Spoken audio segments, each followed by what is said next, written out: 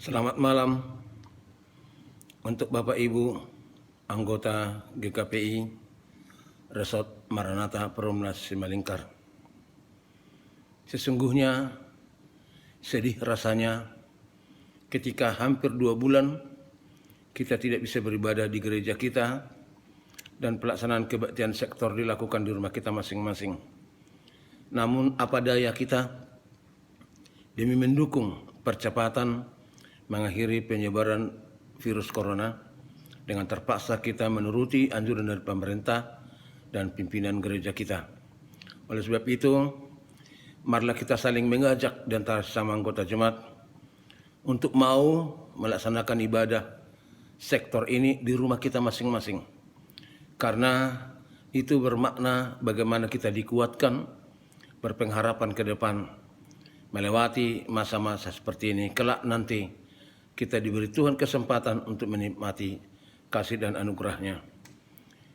Itulah yang bisa kami sampaikan sebagai pengantar persekutuan kita pada malam hari ini. Terima kasih atas perhatian kita semua. Marilah kita berdoa. Bapa di surga, Allah yang kami muliakan dalam Yesus Kristus. Terpuji Engkau Bapa, karena Yesus Kristus yang telah berkorban di menebus kami orang-orang beriman. Tolonglah kami Tuhan, berikan kekuatan kepada kami untuk melewati setiap peristiwa yang terjadi di dunia ini. Supaya iman kami tidak goyah, malahan kami akan semakin teguh, berjalan berpengharapan, dan menanti berkat-berkat-Mu memenuhi hidup kami. Terima kasih Tuhan, jika Engkau berkenan memberikan kesempatan kepada kami untuk mendengarkan firman-Mu pada ibadah sektor malam hari ini. Dalam nama Yesus Kristus Tuhan kami. Amin. Bapak Ibu saudara-saudara sekalian, pada kebaktian sektor malam hari ini kita akan menyambut firman Tuhan yang menjadi khotbah untuk kita dalam Ulangan pasal 31 dari ayat 14 sampai dengan ayatnya yang ke-22. Demikian firman Tuhan. Pendahuluan nyanyian Musa. Kemudian berfirmanlah Tuhan kepada Musa, sesungguhnya sudah dekat waktunya bahwa engkau akan mati. Maka panggillah Yosua dan berdirilah bersama-sama dengan dia dalam kemah pertemuan, supaya aku memberi perintah kepadanya. Lalu pergilah Musa dan Yosua berdiri dalam kemah pertemuan. Dan Tuhan menampakkan diri di kemah itu dalam tiang awan. Dan tiang awan itu berdiri pada pintu kemah. Tuhan berfirman kepada Musa, ketahuilah, engkau akan mendapat perhentian bersama-sama dengan nenek moyangmu. Dan bangsa ini akan bangkit dan berzina dengan mengikuti Allah asing yang ada di negeri, kemana mereka akan masuk. Mereka akan meninggalkan aku dan mengingkari perjanjianku yang kuikat dengan mereka. Pada waktu itu murkaku akan menyala-nyala terhadap mereka. Aku akan meninggalkan mereka dan menyembunyikan wajahku terhadap mereka, sehingga mereka termakan habis dan banyak kali ditimpa malapetaka serta kesusahan. Maka pada waktu itu mereka akan berkata, bukankah malapetaka itu menimpa kita? Oleh sebab Allah kita tidak ada di tengah-tengah kita. Tetapi aku menyembunyikan wajahku sama sekali pada waktu itu. Karena segala kejahatan yang telah dilakukan mereka, yakni mereka telah berpaling kepada Allah lain. Oleh sebab itu tuliskanlah nyanyian ini dan ajarkanlah kepada orang Israel. Letakkanlah di dalam mulut mereka, supaya nyanyian ini menjadi saksi bagiku terhadap orang Israel. Sebab aku membawa mereka ke tanah yang kujanjikan dengan sumpah kepada nenek moyang mereka, yakni tanah yang berlimpah-limpah susu dan madunya. Mereka akan makan dan kenyang dan menjadi gemuk. Tetapi mereka akan berpaling kepada Allah lain dan beribadah kepadanya. Dan aku akan dinista mereka dan perjanjianku akan diingkari mereka. Maka apabila banyak kali mereka ditimpa malapetaka serta kesusahan, maka nyanyian ini akan menjadi kesaksian terhadap mereka, Sebab nyanyian ini akan tetap melekat pada bibir keturunan mereka. Sebab aku tahu niat yang dikandung mereka pada hari ini, sebelum aku membawa mereka ke negeri yang kujanjikan dengan sumpah kepada mereka. Maka Musa menuliskan nyanyian ini dan mengajarkannya kepada orang Israel. Demikian firman Tuhan. Ulangan pada umumnya saudara-saudara berisikan pidato Musa kepada orang Israel pada bulan-bulan terakhir kepemimpinannya dalam hidupnya. Situasi mereka adalah ketika mereka ada di dataran Moab dan bangsa Israel berkemah di sana. Daerah ini banyak air dan subur, letaknya berada di sepanjang sungai Yordan.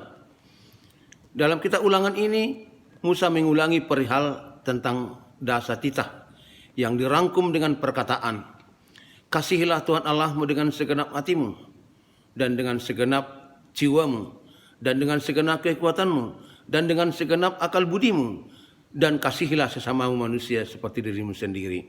Ulangan 6 ayat 5 bandingkan dengan Lukas 10 27-28 dan Matius 22 ayat 36 sampai 40. Dalam Lukas 10 ayat 28, Yesus menambahkan, "Perbuatlah demikian, maka engkau akan hidup." Dan tema pokok kita Ulangan ini adalah tentang perjanjian. Maksud moral dan keagamaan dari perjanjian itu sesuai dengan cara yang tidak bersifat teknis, tetapi disesuaikan dengan pengertian bangsa yang memiliki tanggung jawab memahami kewajiban mereka. Bapak, Ibu, saudara-saudara yang terkasih, pada nas khotbah ini Yosua diberi tugas oleh Tuhan dalam pertemuan Musa bersama Yosua di kemah pertemuan, yakni tempat di mana Allah hadir, tempat kudus sementara di padang gurun yang mendahului kemah suci yang akan Yosua perbuat di luar perkemahan. Tuhan mengingatkan Israel akan penyertaan Tuhan pada mereka dengan simbol tiang awan pada siang hari dan tiang api pada malam hari. Keluaran 33:9. Kemah suci tempat pertemuan Musa dengan Tuhan itu, Allah menampakkan diri kepada mereka dengan tiang awan. Di sana Allah berhadapan muka dengan Musa untuk yang terakhir kalinya. Selanjutnya dicatat mengenai saksi-saksi perjanjian. Dalam perjanjian internasional bidang keduniawian, seruan kepada ilah-ilah sebagai saksi-saksi terhadap perjanjian itu adalah unsur penting dalam proses pengesahan.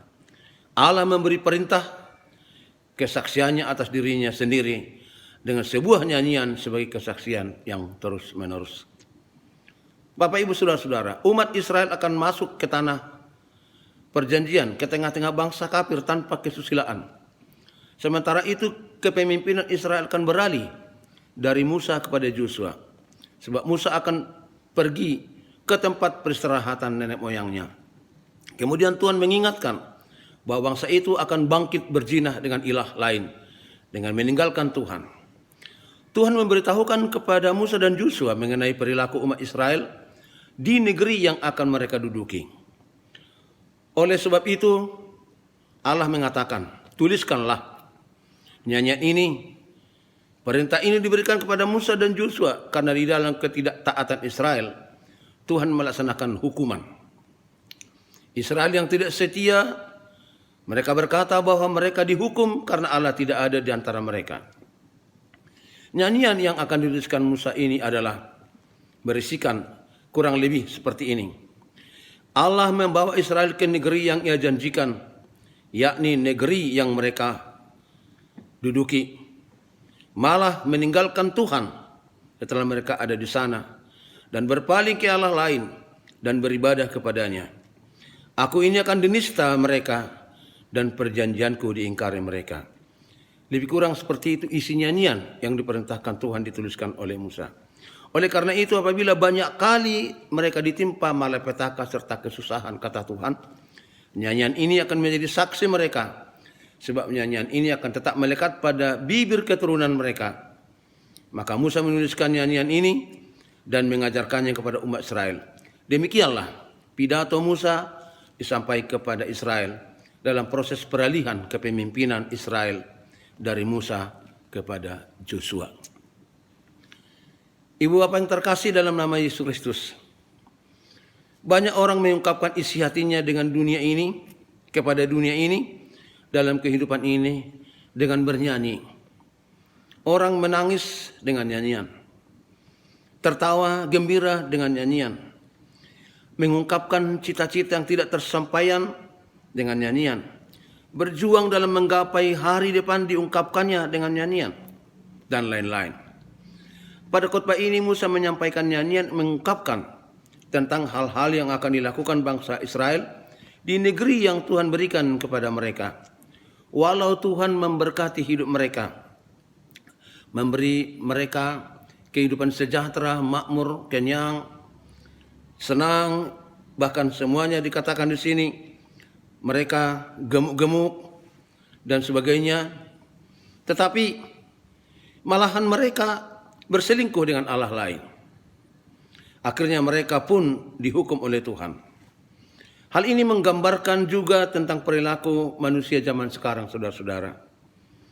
Tuhan sudah memberikan banyak berkat kepada kita, memberikan banyak berkat kepada manusia, memberikan apa yang perlu, memberikan kesehatan, kesuksesan, dan sebagainya. Tetapi umat manusia malah tidak beribadah kepada Tuhan. Kesempatan dan berkat yang Tuhan berikan, malah manusia gunakan berselingkuh dengan dewa-dewa zaman ini, yakni keinginan manusia dan hawa nafsu duniawi.